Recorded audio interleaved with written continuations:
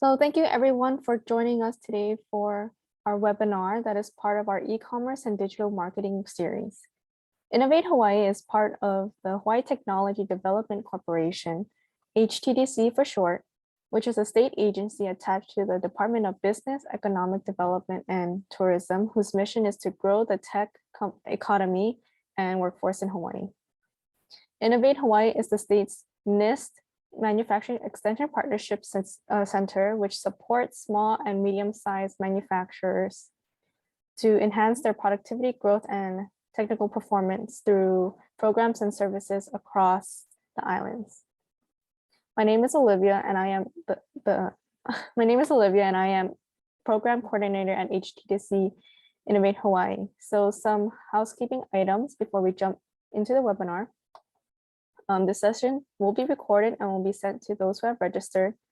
And if you have any questions throughout the webinar, please use the Q&A function, and you can just send it throughout, and then we'll be answering it.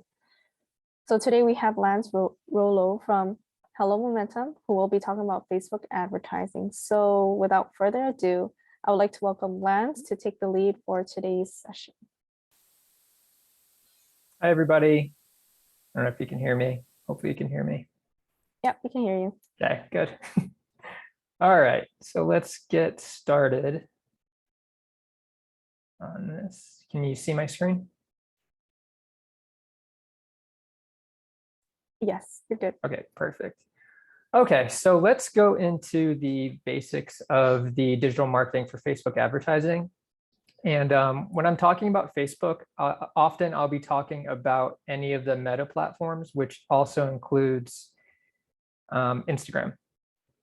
Okay, so this is what we'll be going over. We'll be going over the terminology that I'm going to be using. So I may be using acronyms, and I just want you to kind of understand what acronyms I'm using or what they mean. And when you get this presentation, you can always reference this as well.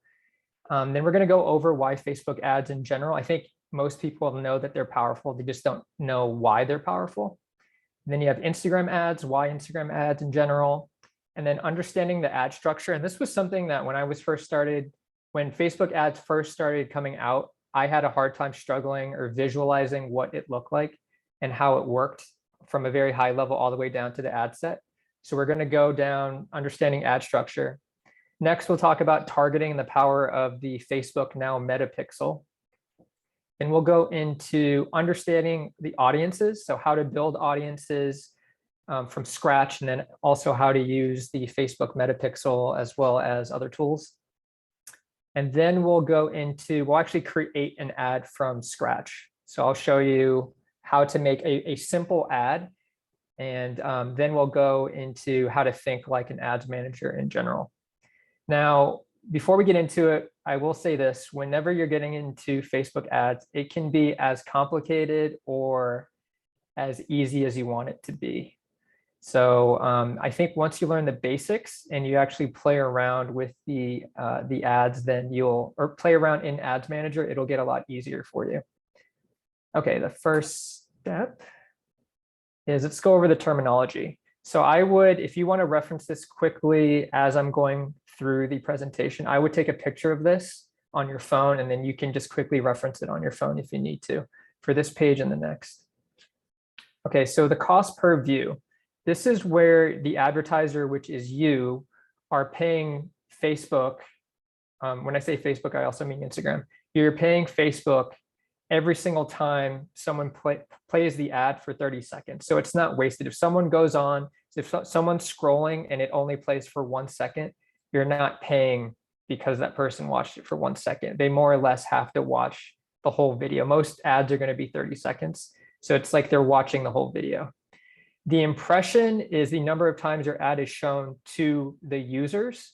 And this will go in part hand in hand with reach. People get reach and impressions.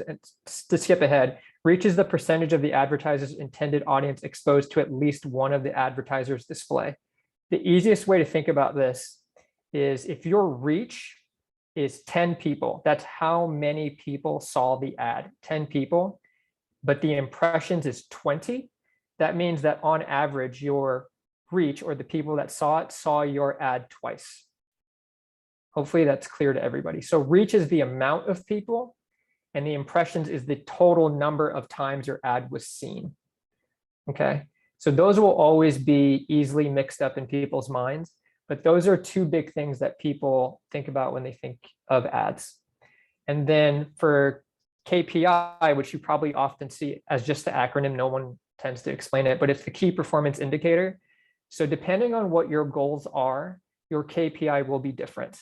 If you are a new brand and you really just want your ads to be seen by as many people as possible, then your KPI may be impressions, or maybe reach, or a combination of both. You just want it to go out to as many people as possible. So that would be your KPI, or your KPI could easily be conversion, where you say that you want, within this month, you want 30 people to add something that you sell to their cart. That could be your KPI. So your KPI is all based upon your specific business and your specific goals. Pay per click is you're paying the advertiser, in this case, Facebook, every single time someone clicks on your ad. So you're not going for how many people see the ad, you're going for how many people take an action. And if you have like a learn more button or a message us for more info kind of button, every time someone clicks on that, you are then paying Instagram every single time that someone takes that action. And for reach, we already went over reach. And then retargeting. So retargeting is the act, and I'm sure if any of you guys have been on a website, you've been retargeted. If you've gone to Nordstrom.com, for example, and you looked at a pair of sneakers, and then you read an article on some website, and you noticed that those same exact sneakers or whatever item you're looking at on some other website is being shown to you in the article that you're reading, it's because you've been retargeted. Or if you went on a website and the other way, you went on a website and then you're on Facebook, and now ads with that product that you were just looking at are now chasing you on Facebook, you've been retargeted. So more than likely, if you're online, you've somehow, some way, you've been retargeted. Oh, another thing to think about too is that there's this whole thing where people go, oh, we were just talking about so-and-so, our phones must be listening because I'm getting ads for it. Well, I don't think it's that, but more than likely what people forget is at some point throughout the day, they're actually Googling that item. They're Googling that item to go to a website, and that's why that effect of, oh my God, my phone's listening to me. It's really not. It's just that at some point throughout the day or the day before, the day after, you happen to Google the items or the brand that you were talking about, and then it is being targeted towards you. Okay, did we go to, oops, did I skip ahead? Oops, looks like I skipped ahead.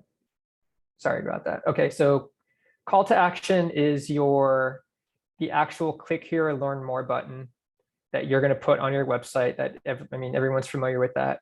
Your click-through rate is the number of times a user clicks on an ad. And most of these terminologies on this page are going to be used for reporting, right? So after you run the ads, you're going to want to see this. You're going to want to know what your cost per acquisition was, which is the cost that it cost you to acquire that single customer through the advertising. So if you're running ads for, let's say that you're running ads for $1,000 for a month, and you realize, depending on your business, some businesses are more expensive than others, that it costs you $100 to acquire that customer.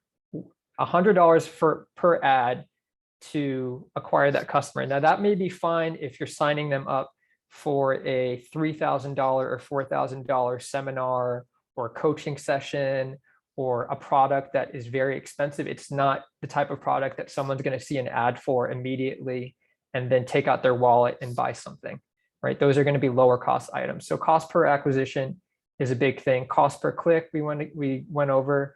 Cost per lead, same thing. A lot of times this is when you do a cost per lead ad that we'll get into, that is when you're going to put up an ad that will let people fill out information. So it can say like, what's your name, address, when do you want to schedule a call, things like that. So cost per lead typically tends to be more expensive than other ads where you just need the ad to get out there. You just need impressions and reach. And then cost per thousand is another way to kind of figure out how much it's going to cost you. And this is, if you're talking to any advertiser, CPM is going to be a big one. So how many times does it cost you for your ad to be shown 1,000 times? Right? That's a big one. That's goes back to like old TV days, I believe. Okay, so let's go into the rundown on Facebook ads. So Facebook in general had an increase from 2021 for 6.2% and a 12% bump from 2019. So it's growing. A lot of people in marketing or not familiar are going to say Facebook's a dying platform. Well, that's not actually true. Facebook in general is growing. And there's competition, but still Facebook is the biggest player. And then 77% of internet users still use at least one meta platform. So this includes Facebook, Instagram Messenger, or WhatsApp. And then as they continue to acquire other companies, they will continue to grow. So even if Facebook was dying in growth, which they are not, but if they were, they still have these huge platforms underneath them. And then despite competition, people are still spending 33 minutes per day on Facebook than any other social media platform. So this number went down because it kind of, their own competition within Instagram is eating some of that time. And then of course you have the rise of TikTok, and then you have Pinterest and all these other, and then YouTube, which is also considered another social media platform. You have those, but still Facebook is still dominant at 33 minutes. And then 98.5% of users on Facebook are on their mobile device. And the reason why this is such a big deal is because unlike their desktop, they're taking this advertising platform that's on their phone with them wherever they go, right? So you're not depending on, okay, these people, I'm running these ads. These people are going to only see my ads when they're in front of their desktop. These people are going to be seeing your ads when they're in line at Starbucks, when they're on the bus, when they're on the train, when they're on the airplane, wherever they are, they're going to have this little computer with them that they can see your ads. And then the average organic reach of a Facebook page post is 5.2%, which I actually think is kind of high, but this is well known. Back in the day when Facebook originally just had organic posts and it was chronological, you'll see basically everyone's post, right? All of your friends and family. Now, because of the algorithm, you can make a post, and I mean, if you guys have tried it yourself, you're just not going to see that many people liking it or many people that see it in general. So it's really become a pay to play kind of atmosphere if you really want some piece of content to go out. That's not to say that you shouldn't be doing organic content. It's just that Facebook ads should be a part of your strategy at some point. And then the average cost per click is up 13%. So it was largely due because of during COVID, prices went down. Not that many advertisers were putting out ads, especially if they were highly dependent on people going to their location. So it was a big boost in people that had like direct to consumer type of products, so they can just shop online and it shipped to them. But so prices went down, but they're going up. And from the reports I've read, prices are going to go way, way up, especially if you're in the travel industry or any type of industry like that, because there's a lot of pent up demand for that, for restaurants, especially resorts and hotels. Anything that tourists are going to come see, you're going to be in very heavy competition with them. Now, with that being said, the Facebook is still cost effective. If you went out and got a commercial, obviously it's going to cost you a lot more to make. Or if you get print ads, you're depending on people buying those magazines and seeing it. So Facebook obviously still way more cost effective than a lot of the other options. And then Facebook itself reaches 63.7% of all Americans over age 13. So basically, Facebook is still the place to go. And then let's go over Instagram ads real quick. So Instagram is the fourth most used social media platform. It only trails its big brother, Facebook and WhatsApp, and Google, which is owned by YouTube. So Instagram, obviously, still huge, still growing. And then the largest audience is 18 to 34, which is a really sweet spot because you know that these people are young, they've natively grown up with mobile devices and social media platforms. So you know that they are used to seeing ads, and they know how to, there's like 3-year-olds that already know how to buy things online. So this is a great audience to have, and they're right there. Someone will argue TikTok. TikTok's fine too, but TikTok just hasn't figured out, they don't have the engine, the ad engine that Facebook has. They just don't. And we'll go into some of those tools that they have. So they don't have the network that that Instagram/Facebook has. And then 59% of US adults use Instagram daily. And of those 38%, they log in multiple times per day. And by log in, it just means that they're actively using the app. I know without trying, I probably open up the Instagram app, maybe, sad to say, maybe 15 or 20 times a day. And if you actually thought about how many times you open up Facebook, Instagram, or any social media platform that you're used to, I can guarantee you it's pretty shocking how many times you open up Facebook or any other apps. I read somewhere that they said that on average, the typical, and don't quote me on this, but it's the typical Facebook user every day, I believe, on average, scrolls the amount or the height of the Empire State Building or something like that. And I actually thought about that the other day and I'm not a heavy Facebook user. I'm using it more for ads or for news now. And I thought about it 3 times a day. I went on and I scrolled all of the news feed as well as my regular feed to find out what people were doing. And I don't know exactly, but it may very well be maybe close to the Statue of Liberty. And that's across the board. So heavy users, like people in my family, heavy Facebook users, I can totally see that. So 50% of users on Instagram discover new brands, products, or services. I've personally have bought some items off of Instagram, and I'm actually shocked at how many people will take out their phone, see something that they've never seen before, or maybe they've heard of them once or twice, and immediately buy something for like $100 or more, for instance. And it's shocking because a lot of these companies, they aren't household names, right? So they're putting their ads out there for sunglasses or whatever. They're a brand new brand. They're spending the hundreds, if not thousands of dollars to get the ads out there to people they think are more likely to purchase their item.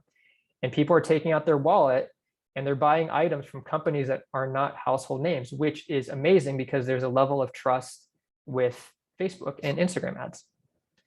And even though Instagram is technically smaller than its big brother, the advertising reach is bigger for Facebook. And that all comes down to Facebook's or Meta's advertising engine, which we'll get into right now. Okay, so we're going to talk about understanding the ad structure. And this is the easiest way to understand how this works. And so you don't get confused. So the very top level is the campaign. And you will actually see this, and we'll run through this later in the when we actually create an ad. Is the campaign is where you decide the ad's objective and where the ad set creation begins. So you're going to start at the very top, and this is where you're going to decide what your ad objective is for your company and for this campaign. So I would say if you are a brand new company, your objective, which we'll get into later, like I said, could be, okay, we don't want to be too aggressive. We just want people to know that our brand exists. So you could do something like brand awareness campaign. You just want people to know that this company that no one's ever heard of, or most people have never heard of, which is probably most companies, is I just want people to know that we exist online, or that we're a business in this world. So once you set your campaign objective, you're going to go to your ad set. And this is where you create, this is actually the bulk of the work. This is where you create your audience, how much you're going to spend during the lifetime of your ad, or how much you're going to spend per day. And then your targeting. So then your targeting is going to be, it can get very complex. It can be very simple. It can be, we are going to target women who live in Honolulu aged 18 to 35. And that's it, right? It could be that simple, or it could get extremely complicated, and we'll get into that later. Then you're going to figure out your ad schedule and then your ad placements. So your ad schedule is going to be, okay, we want to run the campaign for 30 days, 60 days, 90 days, or we want to run a test campaign for 2 weeks. It's totally up to you and totally up to how you want to kind of organize your ad sets. And then your ads, which fall under your ad sets, and you can have multiple ad sets, by the way. So if you have an overall campaign, you can have one ad set that is targeting a specific amount of people, and you can have another ad set that targets another type of person or people. And then under every ad set, you can have multiple ads, and ads are just the visuals that you see and read. So hopefully that understand. Does everyone understand that? Hopefully. Okay, we'll move on. Okay, and next we'll go under the, let's see. Okay, good. Okay, next we'll go over the power of the pixel. Hopefully all of you have heard of the Facebook, or now it's called Meta Pixel. But the pixel is a short piece of code that Meta provides you. So if you're on Shopify or Squarespace or WordPress, anything like that, you'll take this small piece of code, and you can find it in Ads Manager, in the Events Manager of Ads Manager. So if you have someone controlling your website, they should be familiar with this. They'll take this piece of code, and the magic behind this piece of code is that every single time someone visits your website, as long as that code is installed on your website, it will tag that person, and it will start gaining information from that person. It'll figure out who they are, their demographics, their sociograph, and it'll also figure out what they did on your website. You won't have access to this information. So you would, like, for instance, I'm just using this as an example. This is John. John visits the Pico website, and then he gets fed ads. If I own Pico, I could never find John's information. It's just not set up that way. Plus there's there's privacy issues and stuff like that. But through the Facebook ads, if I want to use the pixel as my targeting, I can actually say, okay, I want all males within 10 miles of my store, Pico, to get this ad, right? I'm simplifying it, but that's basically what it is. And he would get that ad whenever I choose to push that ad out.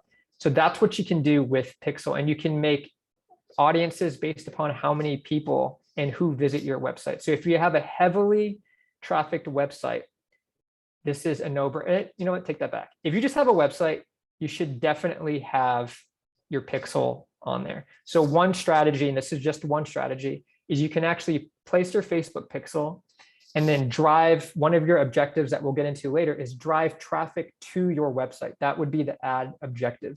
So you're basically telling Facebook, with this ad, I want you to find people that are more likely to click on this ad and go to my website. So if Pico is putting out this ad, they're saying, okay, we want everyone like John to see this ad, and they're the most likely to click on this ad. So basically you're driving everybody to your website with this ad. Then later, your objective can change after you do this for a while, and you can say, okay, I want everyone that's been to my website to actually add to cart or make a purchase, right? So you're driving people to your website so that they get tagged through Facebook, if that makes sense. And you know that these people are on Facebook because they saw your ad in the first place. So you know that they're ready to be tagged by the Facebook pixel, if that makes sense. Hopefully that makes sense to everybody. So essentially, get the pixel, put it on your website, and as long as someone visits your website, whether or not they came through an ad or not, as long as they have a Facebook profile and they haven't logged out, if they visit your website, they will be tagged for the pixel. So I have the Facebook app on my phone. I don't ever log out. Whatever website I go to, if that person has the pixel installed, I'm open to get tagged on Facebook, and I constantly do. I go to Nike.com, I look at a shoe, boom, Facebook and Nike now know that I, Lance, am now looking at this shoe. I will go on Facebook or Instagram, and sure enough, it's going to know what page I was on, So if it's on a page for a white Nike shoe, I'm probably going to get an ad for a white Nike shoe, that same exact one, because that pixel knows exactly what I did on their page. Is the pixel useful or we're not? Yes, the pixel is definitely useful. So get that pixel, because, and the reason why is because if you're not currently running ads, what's going to happen is you're getting all that information, right? You're getting all that info. Obviously, if you're running ads, it's more helpful. But if you plan on running ads in the future, which more than likely you are since you're here, put that pixel on your website, because everybody, it's going to track everyone that's ever visited your website. From the second you put that pixel on there, it's going to track everyone. So if your audience, let's just say that you put the pixel down now, and then you, in a year from now or a couple months from now, you decide to run Facebook ads. You run Facebook ads, and then you find out that 20,000 people have visited your site. And let's just say out of those 20,000 people, 15,000 people of those are Facebook users. It's probably closer to the actual 20, but let's just say 15,000 people are there. Now you can run your Facebook ad, and when you're creating your audiences, you can say, okay, I want to target everyone that's visited my website in the last 30 days or last 90 days, right? Okay, when you get the pixel, you're going to want to go to, I don't have a run through on that just because this would be a 5-hour thing, but the Facebook pixel, you'll want to go to your ads manager, and I will show you how to get to your ads manager. And then you're going to go to your events manager. Again, unless you're doing your website yourself, you're going to want to talk to your webmaster. And if you're using something like Shopify, Squarespace, or any of the popular website builders, go to their website, and a lot of them have a rundown on how to integrate with the Facebook pixel. So it'll tell you step by step how to do it, where to place it.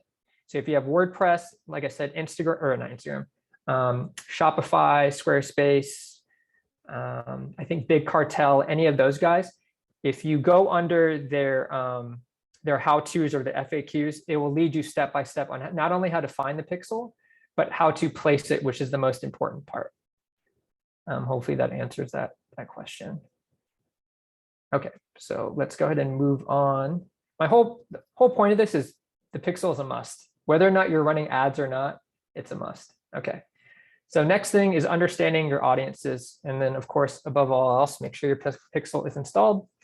So one thing to remember when you're building your audience, and you will see where this comes into play a little bit, as your audience gets larger, the less accurate those audiences become. A great explanation is if I say, I want to target this, I want to target some product, this cup, I sell cups. I want this to go out to any male or female in the state of Hawaii who's 21 to 45. My audience is going to be very large, which is good, but it's not targeted. So depending on your business, and there's a lot of articles and a lot of videos where they're like, this is the optimum number, and this is it's totally dependent on everyone's situation. If you are selling a $100,000 or $500,000 boat, for example, well, then your audience is going to be really small, right? It's going to be super targeted. So it's not going to be broad. So it all depends on what your product is and also what your objective is. So when you're building, next thing is when you're building a cold audience, is location, age range, and interests are the best ways to do it. And whenever you're building out this cold audience is you based upon your personas or the people that you know are your audiences or you perceive as your audiences, that is when you're going to build your audience. So when you're building your audience, for example, if I was the owner of Pico and I would say most of my audience, probably on the younger side, 25 to 45, something like that, or 18 to 45, makes anywhere between $50,000 to $150,000 a year. And as far as location, maybe 10 miles around Kaka'ako, which is where Pico is located. And maybe I'd say, and with audience, if you've ever experienced going through audiences, the amount of detail you can get into is incredible. So not only can I say where they live, I can say how much they make, I can say marital status, which obviously I wouldn't do for a plant store, but I can go marital status, I can go to what kind of job I think that they have. If they're a college graduate, high school graduate, if they're if they got a postgraduate degree, you can go down these funnels. So if I was doing Pico, I would say mobile friendly, because I want to make sure that they typically shop with their phone or an iPad or something like that. And I can say interested in plants, or interested in like being a green thumb, or like interested in stuff like that. And you can all find those within the demographics for audiences. So I go down that, and these are all, the way that I'm telling you, these are all based on your perceptions, right? These are based off of the current audience. So if you have a list of audiences that you can come up with, my greatest idea for most people is come up with like 2 or 3 people, fake people, that represent the audience that you're trying to target. And this is something that you should do from the very beginning anyways, before you start running ads, is come up with these personas and say, okay, persona A is a male, and this is where they shop. This is how old they are. This is the college they went to. These are their interests, just so that you have a target. Because you can't, I mean, obviously you're not going to run 1,000 ads for the 1,000 different people that shop at your store or take your service. So you have to make these personas so that you can then target using your ad audiences and your objectives. Okay, the other thing that you can, and mind you, there are whole videos, there are whole articles. I could do a seminar just going through the audiences because it's so in depth. But if you take the time to look into the audiences, and you don't have to pay for these to get here, by the way, you can just play around in Facebook Ads Manager as if you're doing an ad, and then you can actually pretty much make an ad all the way up to the point where you don't press publish. So you can get a general idea of how much it'll cost, who you can target, how you should target it. And actually, this is what I did earlier. I did yesterday, and I'm going to show it to you in a little bit, on how you can basically make an ad all the way up to the very end without pressing publish. So you can kind of play around with audiences. The other thing that you can do is lookalike audiences, and this is why you need the pixel installed. So from here, this is just an example, is if you have a email list of all the customers that you have, you can export that list into a CSV and give that to Facebook. They are going to analyze all of, and I think it takes 24 hours if I'm not mistaken. In my experience, it took 24 hours or a little bit longer, depending on how big your list is. You're going to give this huge list to Facebook. Facebook is going to find all of the people that have a Facebook account, and it's going to use its whole ad network to find people that are as close as humanly possible to those people as possible. So if you have a person that has actually bought from you, and they have, they're a woman, they're 50 years old, they went to University of Hawaii, and they make $80,000 a year. With this ad, with this type of ad, the lookalike audience, it's going to find someone that is 52 years old, who's a woman or a man, but has very similar behavior and interests as that person. It would be impossible to do that, because maybe this person, the woman that we're talking about, maybe she subscribes to Home and Garden TV, she watches Ellen, she is on mobile, she plays mobile games. Like, all of these things led her to purchase items from you. It's finding everybody that's similar to that person. California. So, as far as GDPR, you'll have to check with, and this is a big thing that we can get into with, it'll ask you to check that you have like the rights to do it on Facebook before you upload it and before you run it. And as you're running ads, it'll tell you if anything is against, like it'll say, can you be doing this? Basically, they're trying to do all the checks before you run the ad, and then you get in trouble, and then you'll never run ads again on Facebook. So Facebook is trying everything they can to make sure that you don't get in trouble. As profiles. That information will not come to you as profiles. So whenever you run the lookalike audience, so let's just say that you give them like 1,000 people. It'll say, okay, after it runs its thing, it'll say, okay, your audience is 600 or 700 people. That means that it's just saying now it scoured everybody and it found out that out of those 1,000 people, 600 or 700 people are ready to be targeted.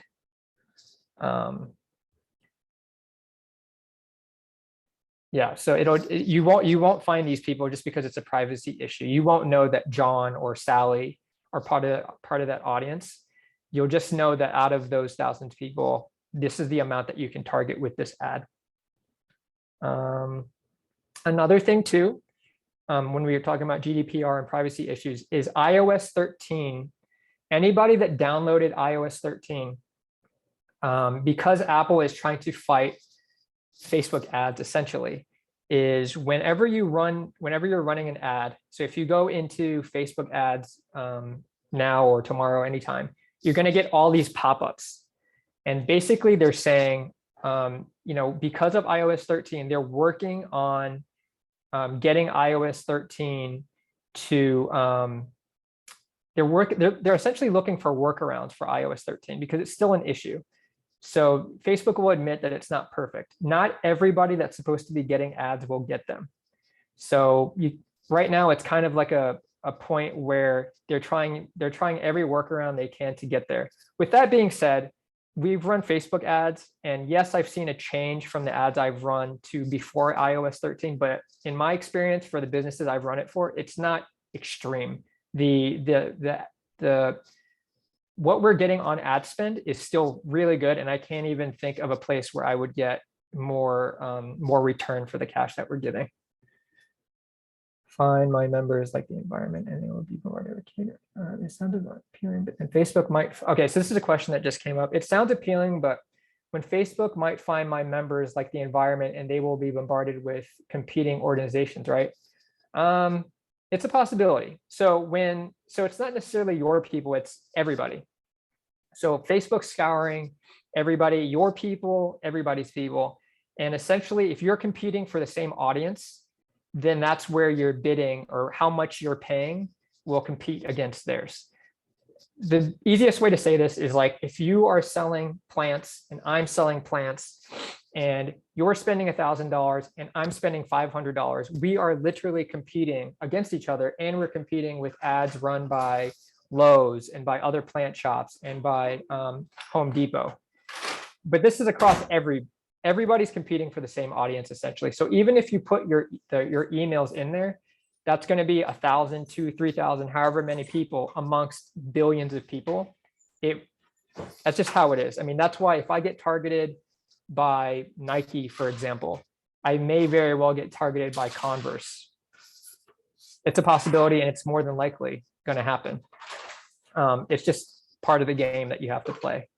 But that's not to say that unless you're in a very, very highly competitive market and you're going against a giant, like if I am selling, I don't know, that's just off the top of my head, I'm selling soda and I'm targeting the mainland. Well, now I'm going against Coca-Cola. I'm going against Pepsi. Depending if they're running a very aggressive campaign, my ads may be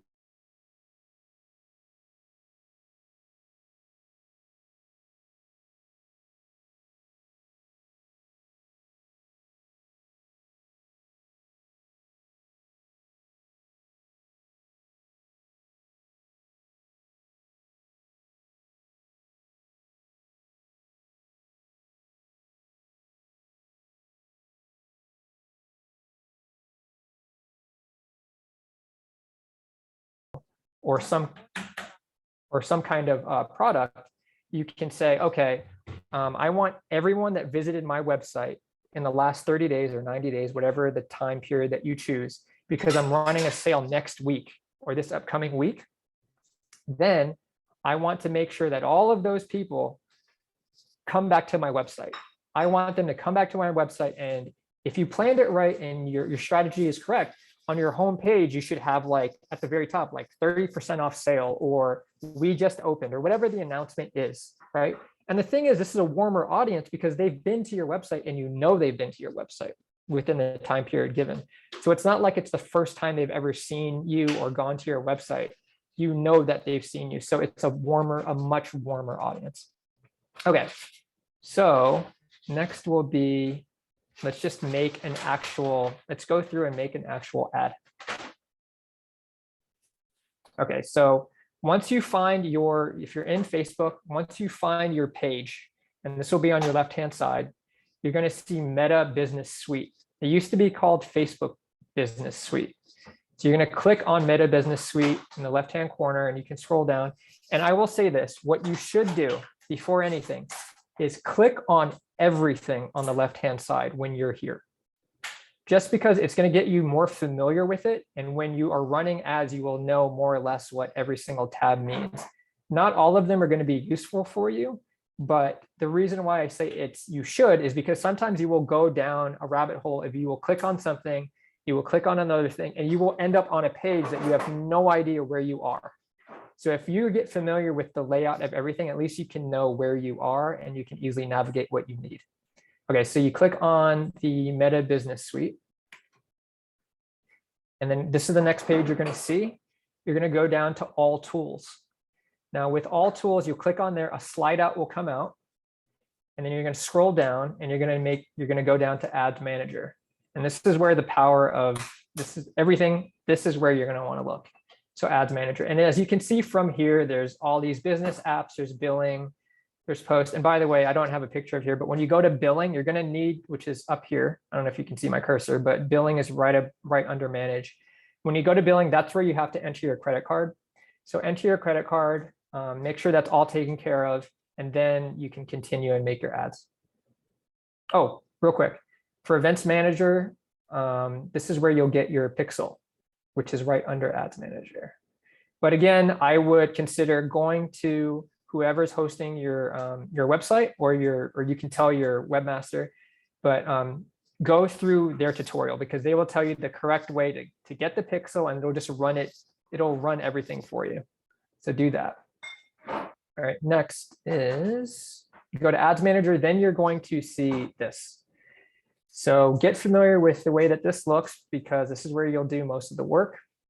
And then you're going to go to Create Ad. And this is the very top. This is your campaign. So you're going to go, these are the 11 that you can pick. And if this was an actual live page, there's actually like a little question mark here, and it'll tell you what each one does, what each objective does.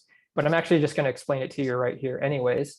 But this is where this is really powerful. Sometimes, or not even sometimes, a lot of the times people are not picking the correct objective for where they are in their business, where they are in their strategy. Sometimes they go way too broad and they pick the wrong strategy, or sometimes they go way too aggressive, right? But mind you, this is with every business, it's different, and where you are in your business and what your goals are. So there is no, you can't find a YouTube video where, or actually I take that back. You will find YouTube videos that are like, this is the only objective you should be using. Okay, maybe that's like saying this is the only shoe like the only tennis shoe or the only shoe I could be using for all things. Sure, a tennis shoe could be used for a lot of things, but if I'm going to a formal, I'm not going to use a dress shoe, right? There are ones that are probably really broad and work across most businesses, but there are better ways to target it is what I'm saying. Okay, so campaign objectives, and mind you, I'm just going over each one of these. So the brand awareness campaign, this is if you tends to be a larger company and you just want people to know that you exist. We talked about this earlier. You just want people to know that your company exists. And the reason why most smaller companies can use this, but the reason why mostly larger companies use this is they're using this as a way to basically get data. So they're going to run multi-thousand, multi-million-dollar campaigns, and they're going to get the brand awareness campaign, and they can do lift studies to find out how many people, after we spent this $1 million or whatever it is, how many more people can recall the ad they just saw. So when you do a brand awareness campaign, you'll see something that says brand or ad recall. And the whole part of ad recall is if someone saw your ad, what is the likeliness that in 2 days they'll remember it? That's essentially what it is. So if you're running $100 on this, yes, people will see it, I don't know how much general good data you can get. The answer is not a lot because you're only spending $100. These are for typically larger brands. If you do want to get your ads in front of a lot of people and you aren't, your Pepsi, Coca-Cola, or, Hawaiian Airlines or anything like that, then you can do reach. And this optimizes for the same thing. It optimizes for impressions. So it's great for getting your brand or your eyes out on the brand. And your intent is not immediate action. And Sue, I believe it will be available later to answer your question if this will be replayed. So if your intent is not, of course, all of us want sales, right? We all want people to add to cart. We all want people to make a purchase, to call us for our service. That's great, right? But that's a very aggressive objective. I'm not saying it's wrong. I'm just saying it's a very aggressive objective, right? These people probably have never heard of you before. If your goal is to just, hey, let's get the word out there. We've been in business for 20 years, or we've been in business for 1 month. We just want people to know we exist. This is a great way to just know that you exist. You don't necessarily want them to go on your website. You don't want them necessarily to do anything. You just want them to be like, oh, here's a company called so-and-so, and now I know they exist. That's it. That's reach. And the reach is because they're optimizing for people, for it just to be seen by people, is your audience is much larger. Even with your targeting, your audience is larger, and they're going to show it to more people because Facebook is saying, okay, we don't need to target this to people that are more likely to click on this or more likely to do this. We just need to target eyeballs, like people that can see and are interested in what your business does or what your ad is showing. That's it. Okay, so traffic, which is in the consideration stage, the middle stage, traffic is exactly what you think it is. We're going to show people your ad that are more likely to click on the ad and visit your website. Again, this is why you have your pixel installed, right? Because when you have this traffic, people are going to go to your website, and then now Facebook is going to go bing. Now we have all their information. We know that this person visited your website, and everything that they do, every time they click on something, every time they're spending time on a page, it's registering that info and saying, okay, well, Lance visited Nike.com and he clicked on this Nike shoe, and he scrolled down and he clicked on sizes, and then he clicked on add to cart for some reason, but then he never made it go through. So basically Facebook is going to say, oh man, this guy is highly valued to Nike. We have to show him this ad because he definitely visited the website. He was on there for a long time, and he did a lot of actions that are valuable. So that is why I would be targeted. Okay, so the next one is engagement, and engagement again is under consideration. So engagement is for likes, comments, shares, video views, event responses. So if you want to show social proof, if you want to, let's just say that you have an item that you just introduced, or you have a picture of a product or service that you just introduced and it's in your ad, and you want social proof, which means that you want people who see it to go, wow, like this picture of this shoe or this picture of this person working has 200 likes, or it has 30,000 views, or it has 25 comments, or whatever it may be. That is what you're driving for. And that's actually part of a larger strategy, is that you can actually have an ad or a post that you drive for engagement. So it gets all these likes, comments, shares, right? And then later you can run that as an ad. And as it's going through people's feed, the ad will have the social proof built in. Again, this is all part of a strategy, but that ad will say, like, it'll have all of the social proof underneath it. It'll say that it got all the likes, all the comments, all the views. And psychologically, people will be more likely to click on it because they'll say, why is this so popular? Is this product really good? Is it worth it? Is this restaurant really good? Is this service really good? So that is a great strategy to use, is use an engagement strategy or an engagement strategy at first, and you can always run it as an ad again with a different objective. Okay, so next is app installs. It's exactly what you think. I used to run an app before, and I can say that it works great. So the app install is exactly what you think. If you have an app, you run, same thing. You kind of choose who your audience is, and Facebook is going to find people that are most likely to download your specific app based on your audience parameters. Video views are huge. Video views are often overlooked when it comes to ads, depending on your strategy and how well produced your ads are. And when I say well produced, you can have beautifully commercial ads shot by someone like myself and my team, or a lot of effective ads are just ads shot by people on their phones. And I know you've seen it if you've ever gotten like a cosmetic or skincare brand ad or anything like that, or any kind of product. Quite often it's like an influencer or a paid actor, and they're in their bathroom and they're like, and they have all the, the subtitles and stuff, and they're like, oh, like I love the way that this lotion feels or whatever. So, and those ads perform hugely. A lot of it is dependent not only on quality, but on what your video is. Is there a call to action at the end? Is it providing value to someone? That is ultimately how your video will be produced. And then lead generation is great if you are a coach, an online coach, or if you provide a service and you need to have a form, or you want to get a form where you can get their email, you can get their phone number, you can get information from them. Lead generation tends to work really well. And lead generation tends to be really good for transactions that have a longer funnel. So if you're selling like a pen or something, then obviously you don't need that. But if you're selling something that costs more, or you need more info from them in order to do your research beforehand, or like I said, it's just a longer process, then lead generation works. And then you have messages, which is you can run ads in messages depending on what your product is. So if you have the type of product where people are going to need, they're going to want to talk about like this, like if they sell shirts, if you sell shirts, if people are primed to be like, oh, are your shirts true to fit? Do they run tighter than normal? What are your hours for your online coaching, and do you do it online or in person, right? So in your Facebook Messenger, it allows, if they're on there, it allows you to talk to them through Messenger. The only caveat is that with this is more than likely you or someone on your team is going to have to be active or actively like managing it. Because if you're getting people on there, people are going to expect a response within 10 minutes.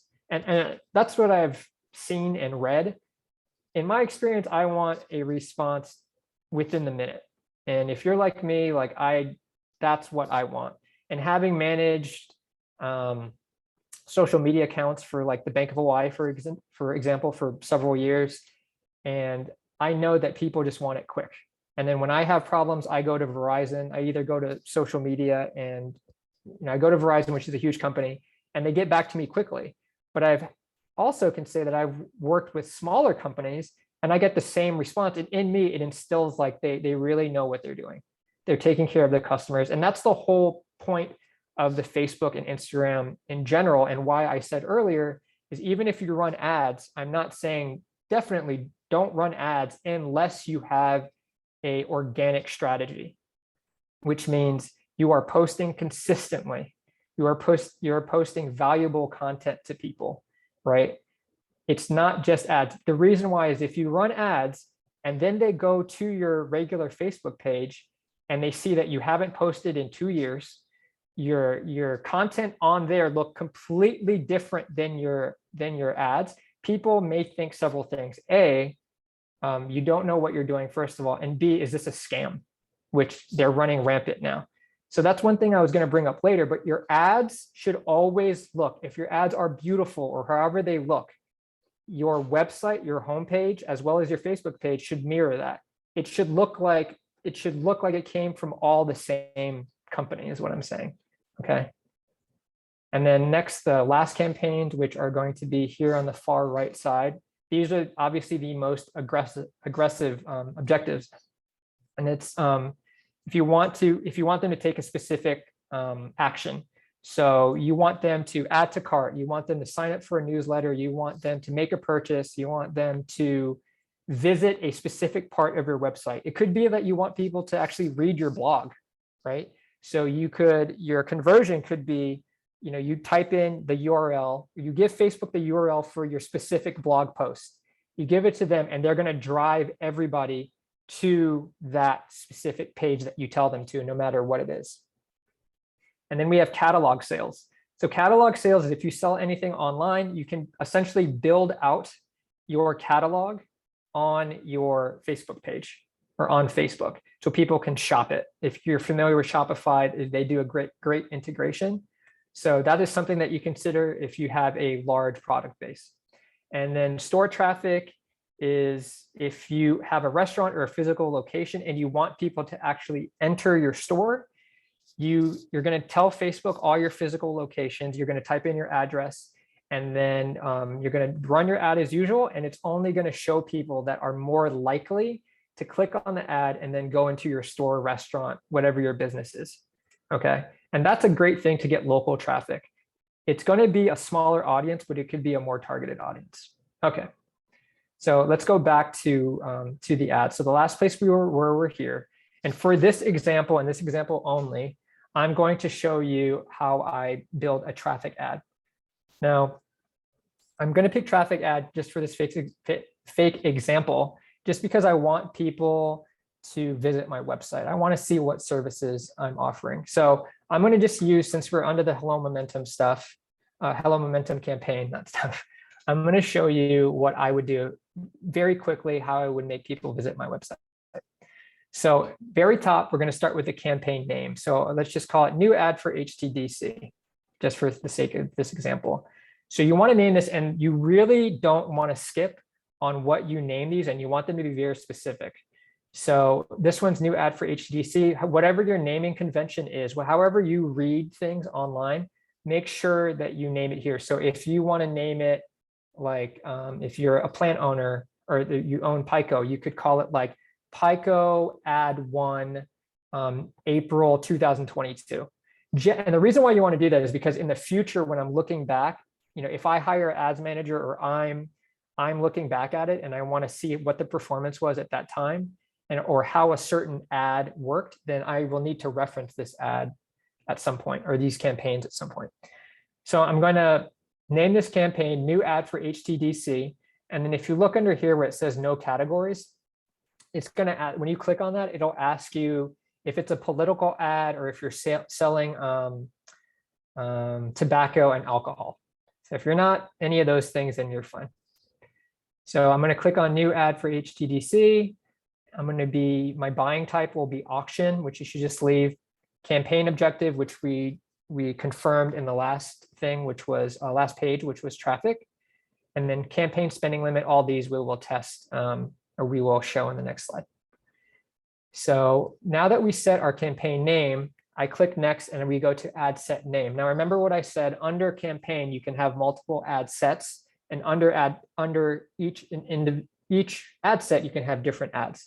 For this one, we'll keep it simple. I'm just going to have one ad set. So it's going to be new ad number 1 for HTDC. Again, you can name this whatever you want. Just make sure that it's easily recognizable when you're looking back. So we have this, and I want to drive people to my website. And it will allow me to enter my website later, and I'll show you that later. But these are the other options. We can lead them to an app. We can lead them to Messenger, WhatsApp calls. I think, I don't know what the exact number is, but I would imagine it's 90% of people are going to pick website. So you're going to pick website. And as I'm going through these pages, as I will show, keep an eye on this right number. It will change whenever I make changes. Okay. So one more thing on this page on dynamic creative. Now there's a big talk amongst Facebook ads managers on whether or not you should use dynamic ad creative. And this will always change. Some of these things I'm telling you now may very well change next year. It may very well change in a couple months because they're always changing. But as of now, dynamic ad creative, it takes the headlines and different parts of the ads that you're making, and depending on who is seeing it, it will change things. So let's just say that person A is going to see a certain picture and certain copy. Person B may very well see a completely different mixture of photos that you provide Facebook as well as copy based upon what it thinks they should see. The argument amongst Facebook ads managers now is that it's not that effective. Some people may say it may work, and that's why it's totally up to your business and testing, which I'll get into later. You just never know until you test. So I honestly have not tested too much in dynamic creative. I have tested. I haven't seen too much of an uptick with the businesses I manage. So if I manage your business, or if someone managed your business, you may get a lift in cost effectiveness, or you may not. Again, these are all brand new and the algorithm is completely changing.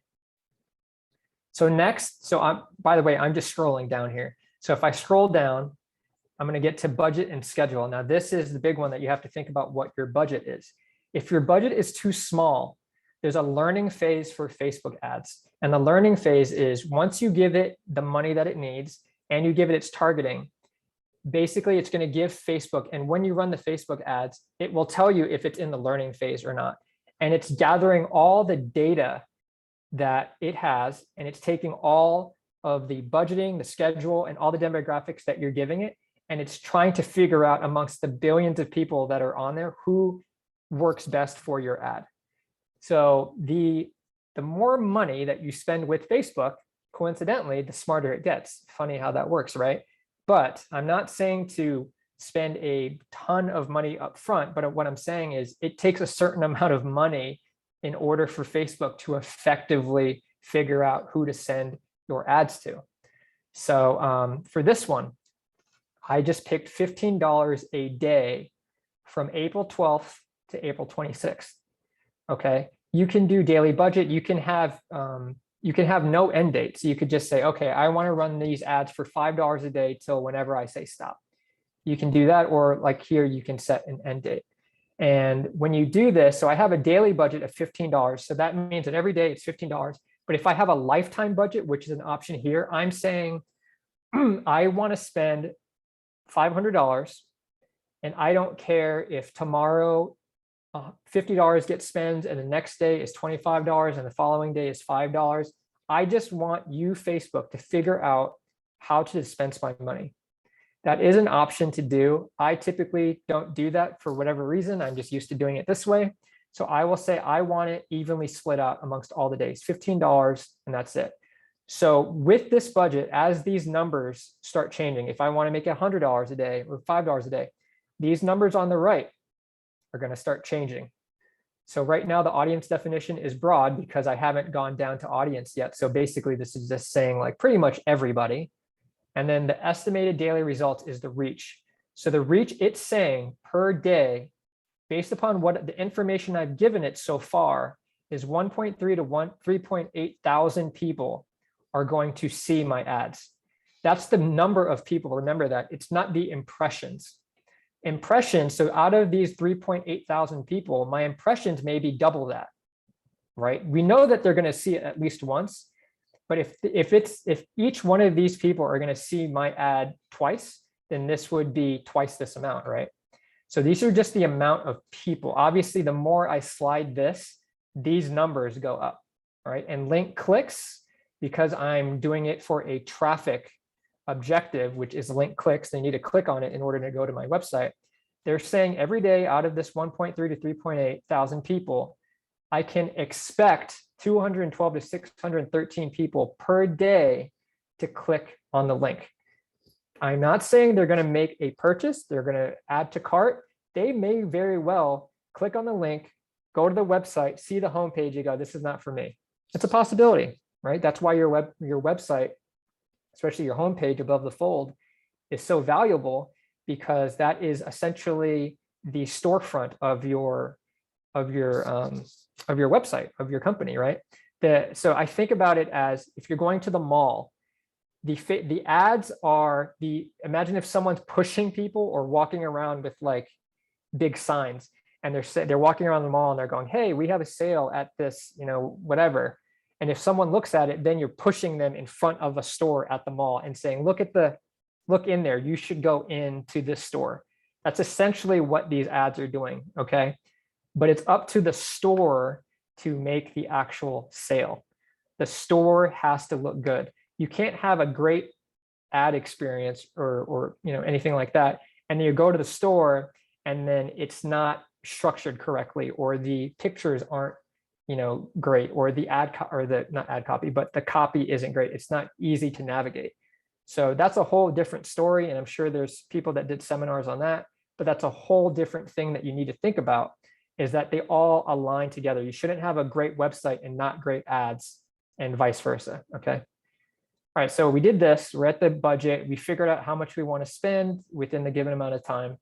So I'm going to go to next at the bottom right-hand corner.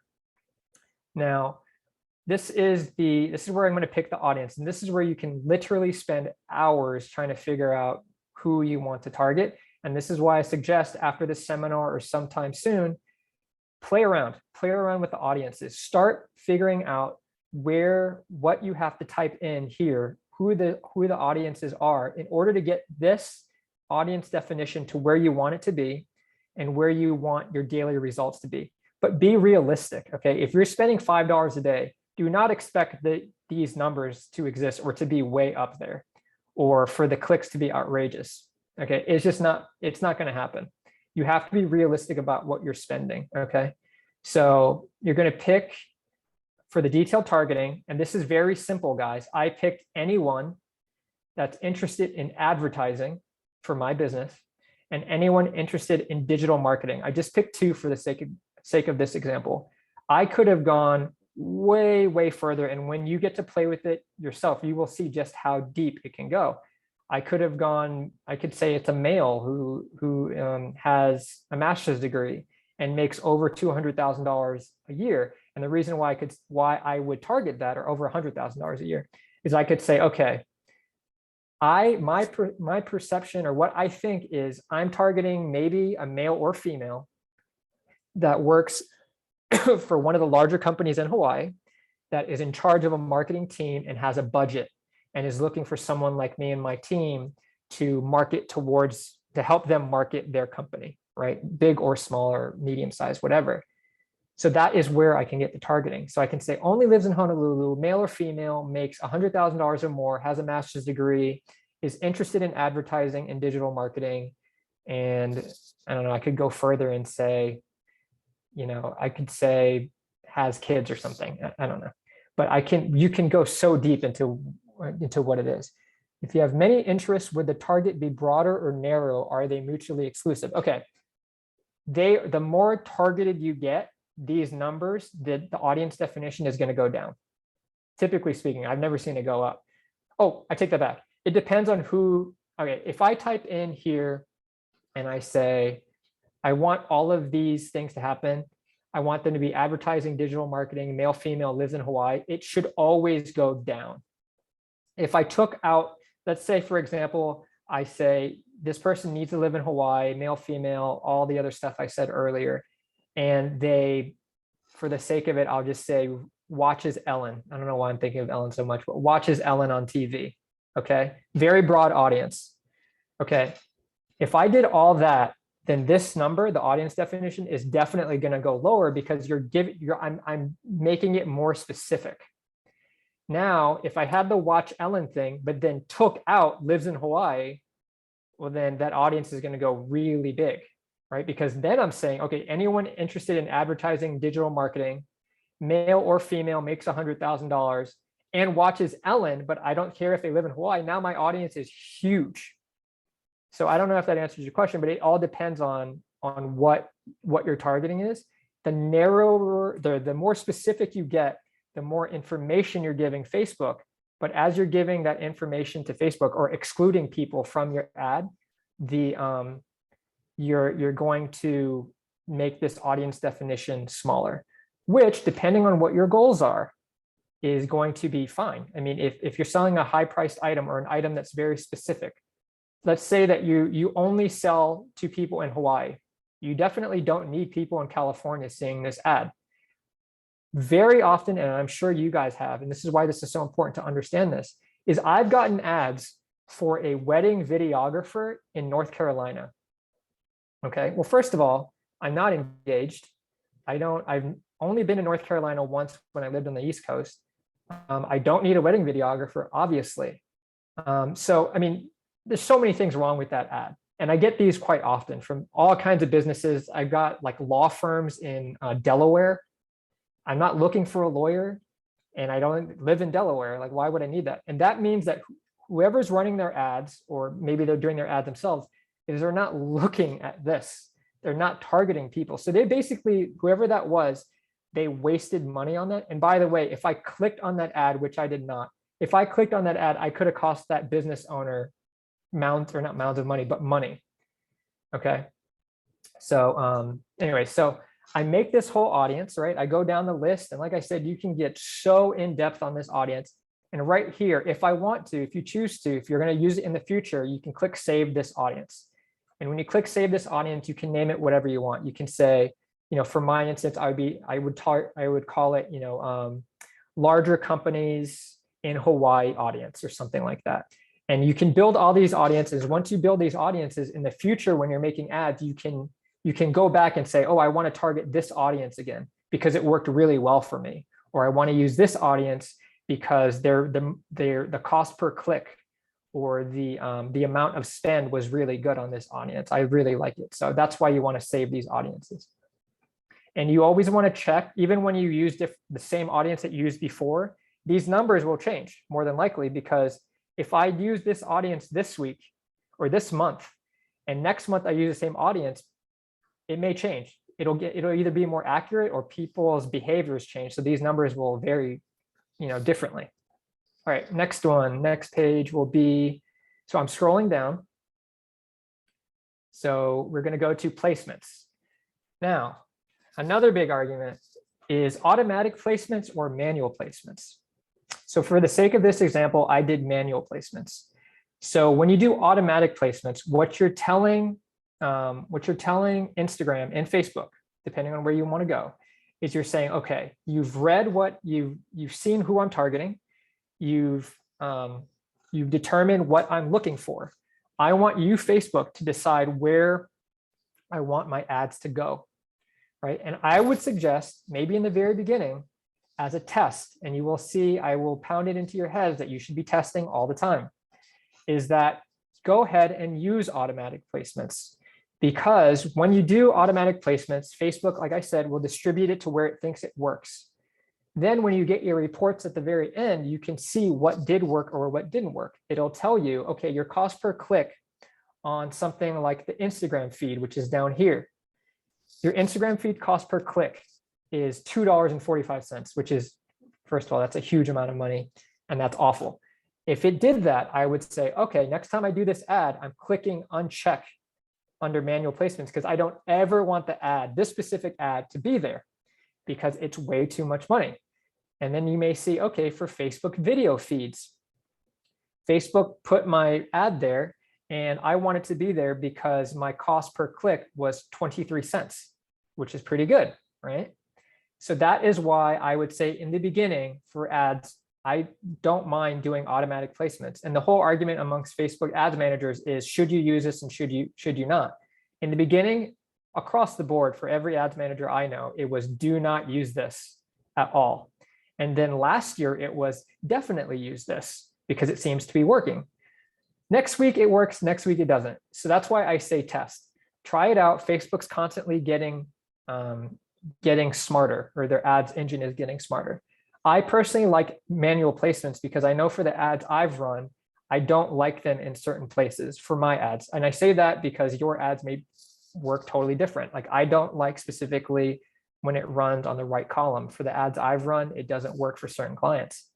And you may, after your testing, you will clearly see at the end what works and what doesn't work. And I think that's a very powerful thing, is people run ads, and when it's done, they get the email from Facebook that says, here are your results. And they go, okay, I'm not going to read that ad, or I'm not going to go into Facebook Ads Manager and learn about what worked and didn't work, which is why you have to get used to this. Or if you're working with an ads manager, if they're not giving you a report and explaining why something worked or something didn't work, then you need to get a new ads manager. Or if someone's doing this in-house, you need to uptrain them, because this is a whole thing that people do, like it's their life.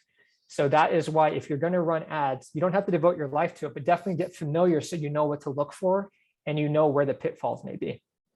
Okay, back to manual placements. These numbers may change as you're clicking these certain things and you're adding or not adding certain things. We're going to go to next. Okay, and this is when we're going to go to the ad setup. So I'm going to decide as the marketer, do I want to do a single image ad or video? Do I want to do a carousel, which is, when you have multiple, you guys have all seen them, I'm sure, when there's like ads that you can scroll and it's different posts. You can do carousels, and you can do a collection, which personally I've never done. If you want to experiment with that, you can, but I've never done that. But so I usually stick with these two.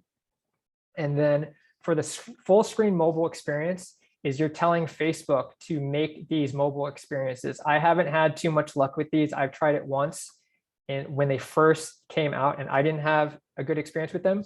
Again, I'm not saying that you will not have a good experience with them. This is something that you can test. Okay, so when I go to single image, it's going to give me a preview of what my ads look like in different areas. So this is what it's going to look like in the feed.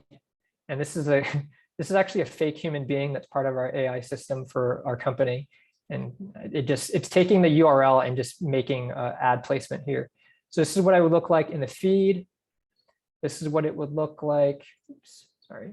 This is what it would look like in different areas of Facebook. And this is what it would look like on Instagram stories. Oops, let me go back here. Sorry, this is what it would look like in Instagram stories. And then below this, right here under add creative, is where I can actually pick the carousel or the image that I want to pick or the video. And I'm basically just uploading it to Facebook. And then again, it'll give me the preview here. And then when I click on, add media, it's going to ask me for add media, primary text, headline description, and the website that I want people to go to. So this is where you're going to put, you can be very specific. If you want people to go to just your homepage, you type that in and you can preview a URL, it'll click out and show you what you're showing. And I would do this to confirm, because my website, maybe you typed in something wrong. If you type in something wrong, then it's going to lead to nowhere. If I put my website's hellomomentum.co, if I accidentally press .com, it would lead to nowhere. So that's why I always say type it in, click on the preview URL, and in another window, it'll pop up and you can confirm that it's going to the right place. So you can go to website URL homepage. If it's a blog post, if it's a specific page or a specific product on your website, do that. Okay. One thing to remember is if your ad has a red, I'm going to use a red shoe for an example. If your ad has a picture of a red shoe, okay, one strategy to do it is to make sure that the URL is the URL for that web shoe. You don't want people to go to the website and have to look for it, okay? Because you're making it one step harder for them to get to what they want to do. If they saw the red shoe and they want the red shoe, make it easy for them to buy the red shoe, right? So if it was Nike.com/red shoe, for example, I want to put in this website URL, Nike.com/red shoe, so that when I click on the ad, it doesn't bring me to the homepage. It brings me to the exact Nike shoe that I just saw in the ad that I want to buy. That is a mistake a lot of people make, is that they think, oh, like the thinking is, I want people to go to my homepage because then they can see all the other services I offer. That's fine if that's your objective, is you want people to go to just see your website. But if you want someone to buy a specific product or service, lead them directly to the product or service URL. Don't make them search for it, because then life happens, right? They might have to take care of their kids, or they got to go back to work. Maybe they're on lunch break or something, right? Make it easy. One click, they go to your website, they see the item, and hopefully they go to add to cart or contact me or whatever your process is. Okay, so that's a huge thing right here. Okay, back to here. So for the media, add media, I'm going to click on add media. I'm going to add this photo that we took at a restaurant at the Ritz-Carlton for one of their ads. I clicked it, and now it's showing me what the picture is going to look like in stories, reels, in feeds and overlay ads, and right column searches. Now I can leave it on original and leave it up to Facebook and Instagram to figure it out. I happen to choose 9 by 16 because I wanted to fill up the whole page or the whole, when you watch a story, it takes up the whole screen. I want that. So I clicked 9:16 and then I repositioned it so that the cup is in the middle. And then same thing with this one, I kind of reorganized or repositioned it. And then for this one, it seemed fine. So I let Facebook do its thing and it figured out what it should look like. So I did that. And then I click next and it's going to go to optimize. And then that's pretty much done. You don't have to do anything there. So next, after I click next, it'll have all of this here. And I have my previews here. So this is what it'll look like in all of these different feeds. And then down here, don't be startled by these stop signs. All these stop signs are saying at the bottom here is it's saying that the ad will not be shown in these fields because of, and it could be different reasons. Maybe the picture or the video that you have is not optimized for these feeds, and that's fine.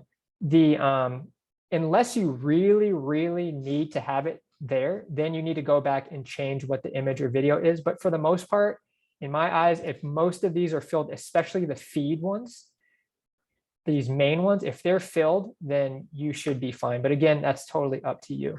So right here, we know that here's 8 placements, 7 placements, 3 placements. These are going to work. This is where this picture is going to end up. The primary text is right here. It's the very top. So I just made these on the fly, looking to take your digital marketing to the next level.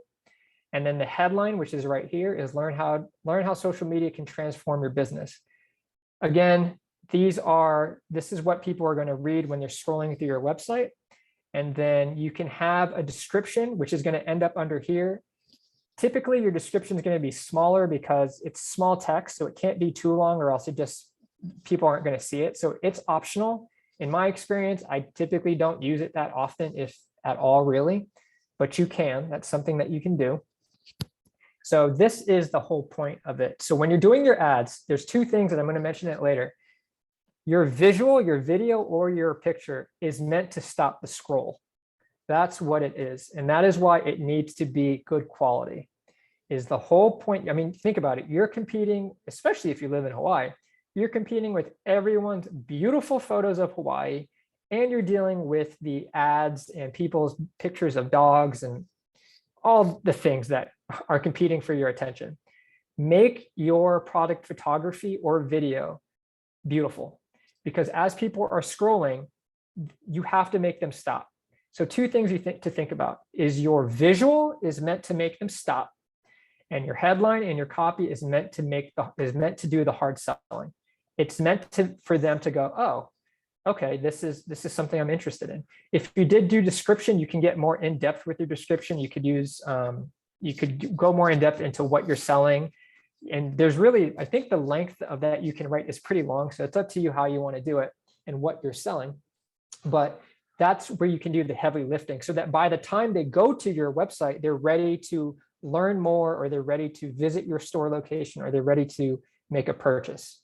Okay, so visual scroll stopper, and this copy is meant to basically sell them on what you're selling. So it could even be a testimonial, by the way. So if I had one here, if I had a testimonial from someone, I could get someone from the Ritz and say, oh, Sarah said, oh, it was great working with Hello Momentum. They're amazing professionals, or something like that. And then at the bottom, I'll say Sarah, manager of the Ritz-Carlton. Something like that, okay? Next, like I said, do the website. You have the website right here. And here is where you can do display link. That's optional, so I could take that out. All these things you can play around and see as you're clicking them. You will be able to see on the right-hand side how it looks and if you like it or not. And then your call to action. When you click on this, you will have different choices, and it all depends on what you want. So there's learn more. There's and when you click on it, or you click or you hover over this eye, it'll tell you all of the different call to actions you can do and why you may or may not want to do them. But it's all up to you what you're trying to accomplish. And then languages, you can hit or miss. We did this with a Japanese ad once, or for an ad for Hawaii, and we translate to Japanese and it wasn't completely accurate. So I would say if you're going to do it in different language, actually have someone on your team or hire someone to translate it and make sure it's correct. Because the last thing you want to do is offend anyone because the translation's wrong. Okay, so once you're here, you're going to go to publish. Then what you're going to end up seeing, oops, sorry, one more thing. You're going to go down, and this is when you are going to pick, I X'd out my pixel ID, but if you have your pixel targeted, you're going to go down here, you're going to click on website events and choose your pixel. You probably only have one, so it'll be easy to find. You're going to click your pixel, and now you are telling Facebook ads or Facebook in general to make sure that you're tracking every single thing that's happening that has to do with your ads and your Facebook pixel. So that is a must, is you have to make sure that you do this before you press publish. Then you're going to press publish, and then you're going to go back. You're going to end up on this page. I didn't do it because I didn't actually run an ad, but you're going to end up on this page, and you will start seeing all of your campaign data. In the beginning, it will say on the left-hand side that your ad is for review. And that means that it's going through its algorithm, and it's going through, if someone actually needs to see it, it's going to go through the algorithm first and make sure that you don't have any mentions that are illegal. It's going to make sure that everything is formatted. And if it gets past the algorithm and it's still not approved, it's going to go to a person. And it's kind of a black box. If you're not getting approved, there are several things that you need to think about. Are you targeting people that are too young? So if you mention alcohol or anything like that, it's probably going to get rejected if you're targeting anyone under 21 years old. There's that. Another thing that you have to think about is, are we using words that are trigger words? So the whole point of Facebook, the reason why they're doing this is they don't want people to be on Facebook or Instagram to feel worse about themselves. That is the big thing. So I would suggest you as a marketer is to read the Facebook ads policy, freshen up, read it once a year at least, because a lot of it will change. So one of the big changes we saw several years ago is if you're anything to do with fat loss, and this can be very broad, you would be surprised how much of the language can fit within a lot of businesses that don't have to do with fat loss. But if you're in fat loss, you cannot use words like your and you, and you have to, and this is with any company as well, is your ad might get rejected because you're using words like you too much or you're too much. You basically can't, it's a thin line between making people want to get your product or service, but tiptoeing the line so that Facebook thinks that you're making people feel bad about themselves. And I know that's not easy because the two most powerful words in copywriting is you and your, and I'm basically telling you, don't use those words. But if you are going to use them, try to get them down to one or two uses per ad, just because that'll lessen the amount of times or the amount of chances of you getting rejected.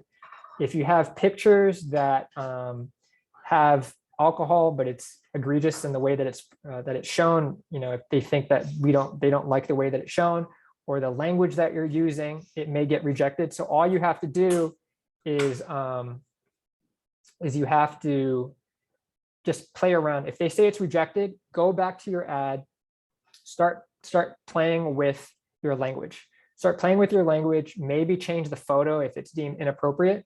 You can write to them for further review and try to get from them what they think is wrong. But a lot of the times, I can't say most of the times, but a lot of times you won't get an answer. They'll just say it was rejected for these reasons, but they're not very specific. So all you can do is try to change what's going on and hopefully resubmit it and it gets accepted. Okay, so this goes further into thinking like an ads manager. So this is overall how you should be thinking about it. Number one, this is my favorite thing, is you want to spy on your competition. So you want to see what's working. So one thing to do right now or after this seminar is sit down, think about who your competition is locally, and write down who you think your competition is on a bigger level nationally or internationally. Whoever your competition is, you want to see what kind of ads they're running, because you want to see how they're talking to the audience. If you have the same audience as them, you want to see how they're talking to that audience. Are they using emojis? Are they talking informally? And that's something that I have in here is don't be afraid to talk informally. If this is not a class where people are going to go, oh, you used your grammar wrong. This is your ad. You're the boss. You talk how you want to talk.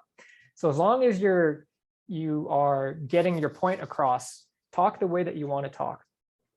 So, and I'm actually going to show you in depth really quickly how you can spy on your competition. So, and then don't overthink your ad copy. Again, look at their ad copy and, find if there's something that you like about it, fine, use that, but obviously don't copy it. Another thing to think about too, is if your homepage copy or the copy let's go back to the red shoe we were talking about. Let's say that the red shoe is on my website or on the website and their description is really good. You don't have to reinvent the wheel for every ads, okay? You can literally take the copy from your homepage or from that specific product description and use that in your ad. You might have to massage it a little bit, but same thing that I mentioned earlier is if I click on the ad and I go to the website and the way that it's written is different and the way that it looks is different, in my head, I'm going to be like, why does this look and feel so different? In the ad, they were talking a certain way and it was like, it spoke to me, but then on the website, it's very corporate-y, and why does the picture look different? So you want it to be seamless, as if the ad is just an extension of your website. So don't overthink your ad copy. I'm not saying don't take time to write your ad copy, but if you can't think of something fresh and new that's in that style that you should be doing, then literally just look at your website. If it's written well, look at your website or parts of your website, copy, paste, put it in your ad, massage it if you have to. But again, you're not reinventing the wheel. If your ad copy is strong, which is a whole different, you should sign up to the thing that the business Ellen's talking about. If your ad copy is strong, then it should work on your website as well. Okay, the visual component, like I mentioned earlier, is the scroll stopper. So if you're looking on Instagram and Facebook yourself, take note of the ads that you stop and scroll.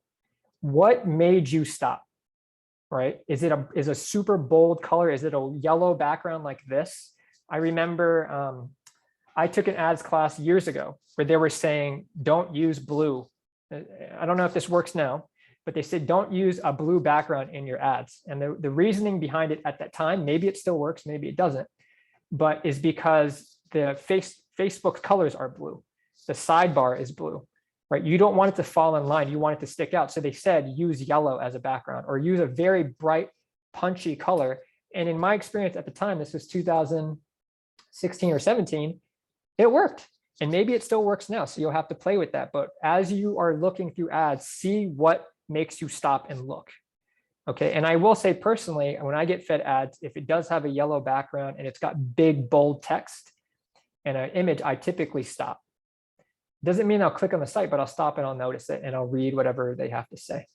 So that's that part. And then the copy, what you say underneath is important, because if it's relevant, if what the ad copy says is relevant to me, then I'm more likely to click on learn more or visit the website or whatever the call to action is that they want me to do. I'm more likely to do that if the ad copy is selling it. So if it's the red shoe and the red shoe that we've been talking about makes me stop in my tracks and I look at it, and at the bottom it says, increase your vertical by 4 inches, which they don't, but increase your vertical by 4 inches and get a quicker reaction time. Something that speaks to me, then I'm more likely to click on it and go to their website. And you better believe that those points that they have better be on their website because I just read it, right? And it better be the same or else there's some kind of mix up there. So those benefits have to be there or should be there depending on what you're selling. And then the ad is meant to bring people, like we mentioned, imagine you're going to a mall, your website is just a storefront or your homepage is just a storefront. You're trying to literally push these people to your storefront, and then it's up to your storefront to do the walking after that. But it's hard enough to get people to that website. So, you have to continually try and test. And that's why the last point is test. This is the huge thing is people will say, oh, I want to run these ads for 30 days. And that's all I want to do for the whole year.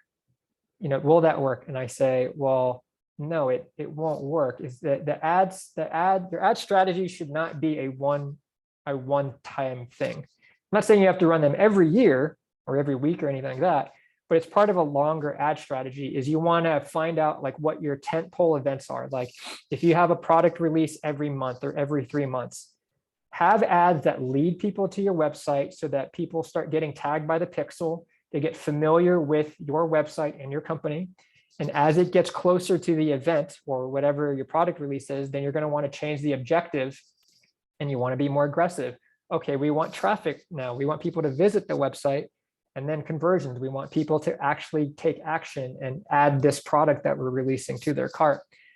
It's a whole thing. So whether or not you're doing it internally, you're working with an ads manager outside, you have to paint the whole strategy and think about it as not a one-time, we're going to do this ad, we're going to spend $500 and call it a day. Because then you're taking away so much value from what you can do with your ads. From the ads that you spend, you're going to give Facebook time and you're going to give it money so that it can gather more information for you. And with time, every single time someone visits your website and they get hit with the pixel, you're again giving Facebook more info to get smarter. Then with your ads manager, or if you're doing this internally, or if you're doing it yourself, every single time you test, you'll be able to see what worked and what didn't work. Okay, you'll say, okay, this picture of this white shoe didn't work as good as the picture of this red shoe. So then the next time I do an ad, I'm going to take the red shoe because we know it's better than the white shoe, and I'm going to test it against a blue shoe. And you're consistently testing. And whenever you're testing, guys, and this is a whole other thing you can get into, is whenever you're testing, only change one variable. This is A/B testing. So like I said, I just changed the shoe, right? I went from, I tested a white shoe and a red shoe, and I'm going to test a red shoe and a blue shoe, and I'm going to see which one of those two works best. After I see which one works best, I'm going to take the blue shoe because that one worked better, and I'm going to put it up against a yellow shoe. I'm only testing one variable. So if you guys remember, when we went back here to audiences, and I have advertising and digital marketing. Let's just say that for the next ad, I wanted to see which one of these, advertising or digital marketing as an interest, worked better. For the next test, I would take out digital marketing and I would leave advertising, right? And then for the next test after that, I would do the reverse. I would take out advertising and leave digital marketing, but all of the other things, 18 to 65, all genders, everything has to be exactly the same. So that by the end of the test, when I look at the results, I can go, wow, my cost per click or whatever the KPI, whatever I'm measuring it up against. In this instance, it would be cost per click. For advertising was 23 cents a click. And the ad that was just targeted digital marketing was 47 cents a click. And now I know that I can attribute the change to this. If I change too many things, let's say that for one, it was advertising 18 to 65, and then I took out digital marketing, but for the digital marketing one, I made it 18 to 45. I've stained my data already. Because now I don't know if it's because of this that the numbers are doing better, or because now I made it from 18 to 65 to 18 to 45. You only change one thing. And that's why companies that I've worked with, big or small, you basically make an outline and you say, okay, we're going to test out, imagine a college basketball bracket, more or less, is you're saying, okay, these two things, we're going to test them up against each other. And the winner of that, we're going to test these two things. And we're going to test these two things. And ultimately, you're going to get a winner, right? And then with that winner, guess what? You're going to take another thing and you're going to test, and you're constantly testing. And it doesn't have to be huge numbers. You don't have to be spending a ginormous amount per test. You need to spend some money, because if you don't have if your ad's not being shown to enough people, then Facebook's working off nothing, right? So if some people ask a lot, I mean, it's a general question that I even ask myself is what's a good amount of money to spend, right? And a lot of it depends on your objective, how big your audience is, what happens when these numbers change, right? So it's going to be different for everybody. I like to start in the very beginning when I'm running a campaign. I like to start doing like a $5 a day campaign. And depending on what your objectives is, so for my objective, if I was doing it and I was back here and my objective was reach, I just wanted, I'm starting a new company. Actually, I'm working with I'll give you an example. I'm working with a skincare company that's releasing in the next 3 or 4 months. And their whole thing is they just want people to know they exist. That's all they want to do. So we're going to be doing a reach campaign. We don't necessarily want people to go to the website yet. And we don't want people to do conversion. If they do it, fine. That's awesome. But right now we're trying to get people, two things. We're trying to get Facebook to get data to learn from the money we're spending. And we want to see how the reach campaign performs. And then we might we're going to probably test several iterations of ads with different pictures, right? It's skincare. So they may have like face lotion, or for instance, they have like this charcoal mask. Maybe the picture of the charcoal mask, everything being the same, maybe the picture of the charcoal mask does better than the picture of the face scrub. And we're going to find out really quickly which one for the reach objective does better. So we're going to run that. And as we get closer, when the website is published, then we can go to traffic, or maybe we'll go to engagement or video views, something like that. And then within that, we will test all of that. And then we will do more ads for conversions. And mind you, if you have a strategy that's more broad and you want to hit more people at different times throughout the funnel, is I could be running within a campaign, or within a like an ad set or campaign, I could be running a campaign that's doing one for conversions. So for people further down the funnel, like they're ready to make a purchase. But then I shouldn't ignore people that have never heard of my company, of this company, because they're a brand new skincare company. So I'm going to take care of the people that are ready to make a purchase. I'm going to make ads, and I'm constantly testing within these ads. I'm going to run ads for people that have already seen the brand exists, and I'm going to run a traffic campaign. And I'm going to run different tests in that. And then I'm going to start at the very beginning, because the skincare company is not L'Oreal. They're not, all those other skincare companies or, stuff like that. So I'm going to run a reach campaign to funnel the next amount of people that are going to be in the beginning of the funnel that eventually are going to hit. They're eventually going to see my traffic ads, and they're eventually going to see my conversion ads. So that is, hopefully this isn't, too much for you to think about, but get comfortable. And one more thing, I'm going to go back. I realize I didn't go here yet. So I'm going to show you me doing this live, but I want, when you guys are going to get this presentation, this will bring you through it. So I said spy on your competition. So this is something that I am literally doing for my client, the skincare company. So I'm going to show you this in real life as well. So you can use this as reference in the future, but let me show you how to do this. So this is the same thing that I have on the presentation, but I'm going to show it to you live. Okay, can you guys see my screen?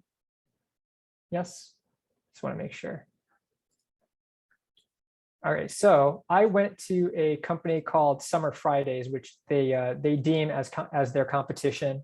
And Summer Fridays is a unique company because they're sold in Sephora, and they were started by influencers, Instagram influencers. So this is the target they're going for. So we're going to go to Summer Fridays. And remember, do this with any company you can think of. I'm not saying that they're all running ads, but if they are running ads, you'll be able to see what they're doing. So here I'm on their Facebook page. You can see that, there's different things that they're posting. Okay, now when you scroll down, oh, by the way, this is the shop thing I was talking about, that you can have your own shop in. This is not an ad, this is just their shop, but you can have your shop in there. You're going to scroll down to page transparency. You're going to click on see all, and then right down here, and then you can see where their team's located. They have 18 people who are managing this page and 5 in India. I'm sure these are the people that are actually doing the ads. And then you're going to go to ad library. Now, this is where the power of spying on your competition is powerful. Right here, they are running 52 ads. So from here, I can see 5 ads are using this creative text. I know when they ran it. I know the platforms they're using. So they're Facebook, Instagram, the audience network, and Facebook Messenger. So I know that. I know that it has multiple versions.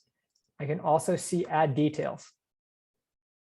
So here it is, and you can see the multiple versions, and you can click on here, and I have the ID number, which you don't really have to know, but so this is where you can see how they're talking to their audience. So look, I know, and I can tell my client when I'm making the ads, look at the way they're talking. They're celebrating Earth Month. They're really honing in on the eco-friendliness, and they're have a video right here that's, you can see, I don't know if it'll play, should play. Okay, but anyways, so they have their video here, same thing. They're talking about our sold out. So they're saying, hey, our sold out glowing body oil, like we know it's popular because it's selling out. And you can see their ad copy or their ad right here with their video. And it's the best way to spy on your competition, because if you find someone that is your competition that has the same audience as you, or that you deem to have the same audience, and spy, see what they're saying, take what they're doing. So a lot of times what I'll do is I will have this, I have a separate Google Sheets document, and I will have all the competition's names on the left, and on the right-hand side, I will have all the copy that they've used, and then I will take a screenshot of the ad so that I can match it. And I look over it and I share it with my social media team, and we determine what kind of copy we should use or how to word it correctly towards the audience that the client is saying. So if the audience is saying that we need it from this age group, I can say, okay, well, this is the way that we should structure it. Is this a warning that? Oh yeah, you have like around 10 minutes, just because yeah. I know there were some questions that were popping in the chat. Okay. I know some of them you answered. Yeah. I think I answered most of them, if not all of them. Okay. Are there any more questions? There's probably a lot. I'm sorry I went through it so fast, but I basically try to show you the years that I've been doing this in 2 hours. Yeah, I'm looking through. Let's see. Did you answer the one about the California privacy ads? Yeah, that one for the GDPR stuff, honestly, I'm not too familiar with, but when you're doing it when you're running it in the Facebook ads, it'll give you warnings. Like if you have the rights to use this, is this a clean list? Stuff like that. So basically, I know most ads managers will ask when they intake an email list that it's a clean list. So make sure that your list is clean, that you have permission and all that. And then as you're running the ad, Facebook will ask you like make sure that this is all clean and stuff like that. So message. Oh, thanks. Thank you, Joel. Yeah, I mean, it's a lot. I could have done one that's all just high level, how to think like a Facebook ads manager, but I think that practically seeing it is a lot helpful. I wish that when I was starting, I had that. Oh, thanks, Winston. You're welcome, you guys. I will say this: when they provide this to you, take it. If you have any questions, on screen is my email and my phone number. This is my world, so I love talking about it no matter what. And please take the time, go in Facebook ads and play. that's how I got, I don't want to say I'm good, but that's how I got used to seeing it, because when you see it for the first time and all these numbers are popping up and these warnings from Facebook, you get anxiety and you're going to be like, I don't want to deal with this anymore. So if it is something that you want to get into, this is what you should do. And even if you do hire someone to do your ads for you, reference this, because if they're not asking these questions, or if you, and better yet, if you ask them these questions, they will know that you know what you're talking about. Okay. Like they will know that, oh, like I can't mess around with this guy or woman, because I know what I'm doing, So yeah, use that and use it to your advantage, guys. I had another question that popped Oh. in. Interested how to target tourists in the demographics. Yeah. Okay, so one way to do it is when you're in the ads manager, it'll ask you where these people are. So it'll say like live in, and you'll see it in the ads. I don't think we have enough time to go through it, but it'll ask you people that live here. That's what it'll ask you, or have been in this location recently. So what you'll want to do is you'll probably want to pick has been to this location recently. So if you pick Waikiki, for example, it'll find people that have been targeted or have been registered. Like maybe they opened up Facebook or Instagram to take a photo or whatever. So now Facebook and Instagram is saying, oh, this tourist from Japan or this tourist from California is now in Waikiki, and now then you can target them. I know that's not that you need to see it, but that is how you can do it. So you can target people that have been to a location. So I would do been to a location at a certain time, and then your age range or interests. So that is the best way, Scott.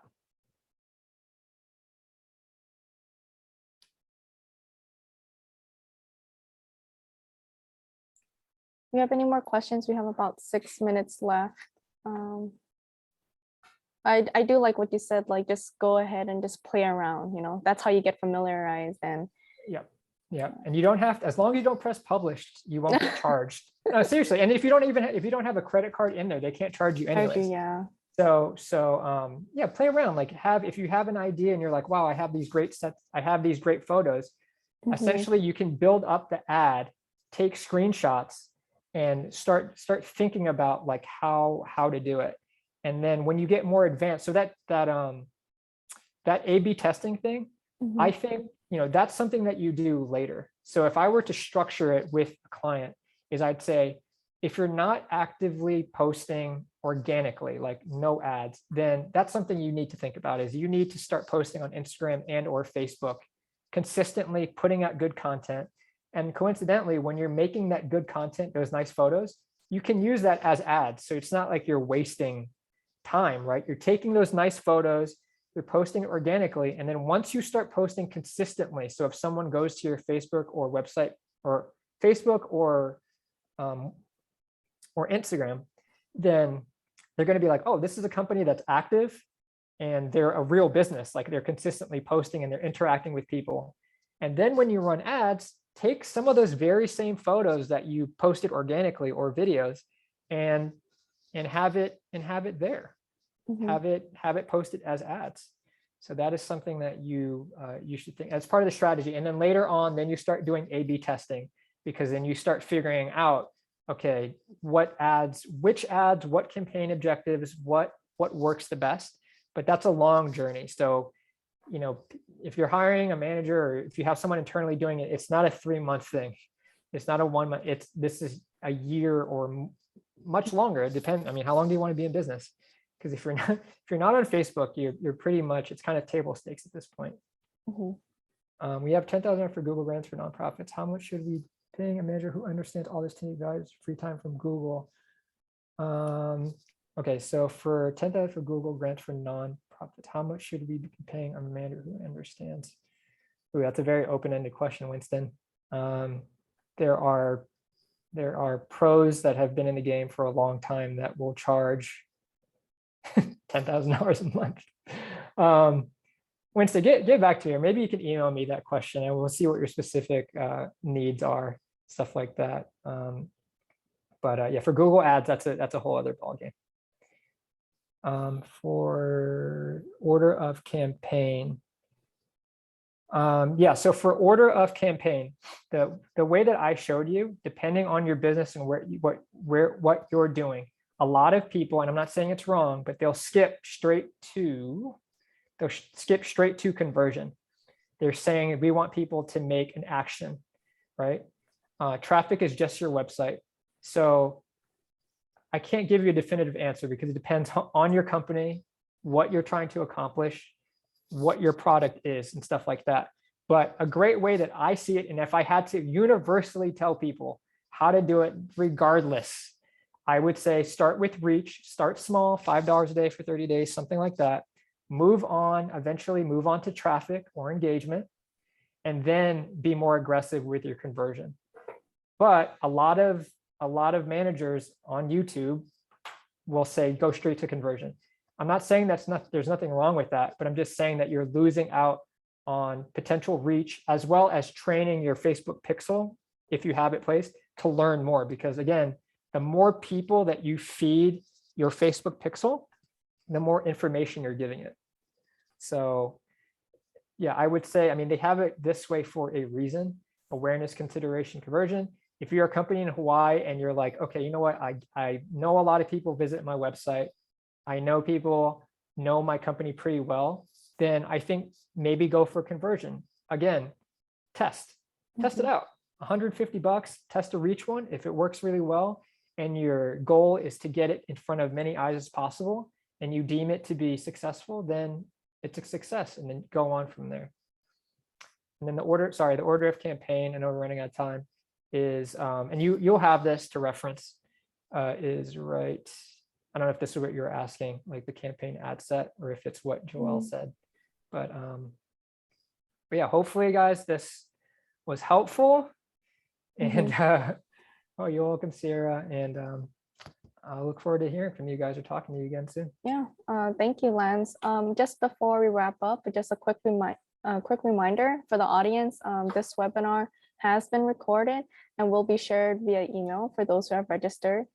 And then if you do like these types of webinars and stuff, please visit our website at htdc.org/ecommerce to sign up for other upcoming webinars. And you can also view our past webinars. And then also just a quick shout out, if you are a Hawaii-based company that is looking to expand your customer base through e-commerce and optimize online sales through digital marketing, please check out Innovate Hawaii's cohort 5. There's just classes, a variety of topics that will be covered, such as SEO fundamentals, Google Analytics, and much more. So I'm gonna paste the link in the chat. This registration closes tomorrow, so I highly suggest you guys just go check it out, see what we offer, and if you're interested, just sign up, because I think there's a lot of good content in there. So yeah, again, thank you everyone for joining us today. Thank you, Lance. Thanks, guys.